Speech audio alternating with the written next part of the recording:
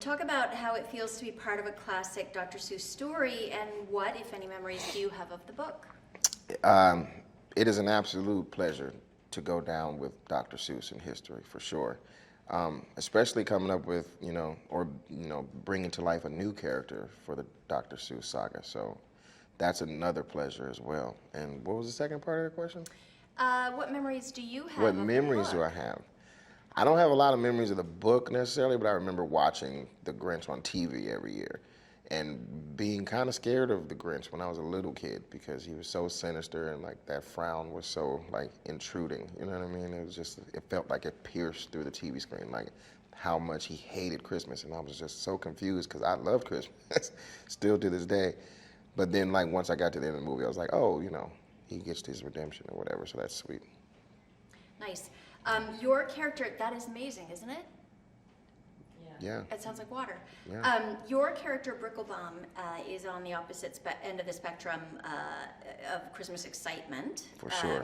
From the Grinch. Can you talk about your character and his relationship to the Grinch?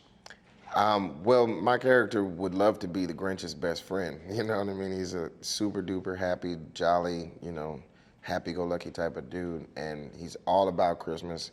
He might be the most Christmas spirity Who that there's ever been, and so that's another thing.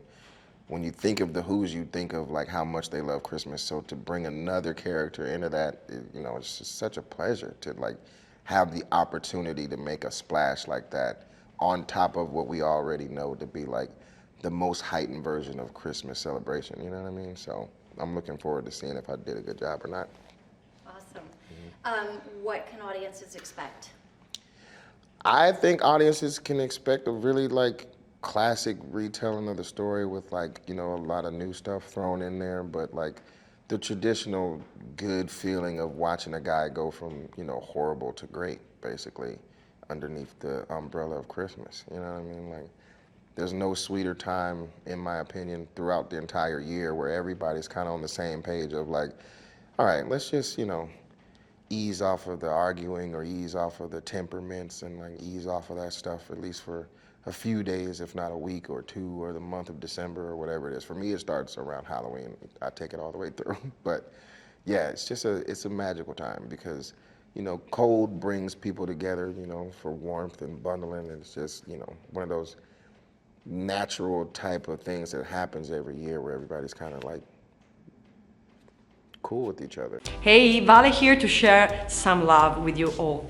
Did you know that the man who served as the voice of Walt Disney's iconic Mickey Mouse for over 30 years, Wayne Owine, was married to the woman who voices Minnie Mouse, Rosie Taito?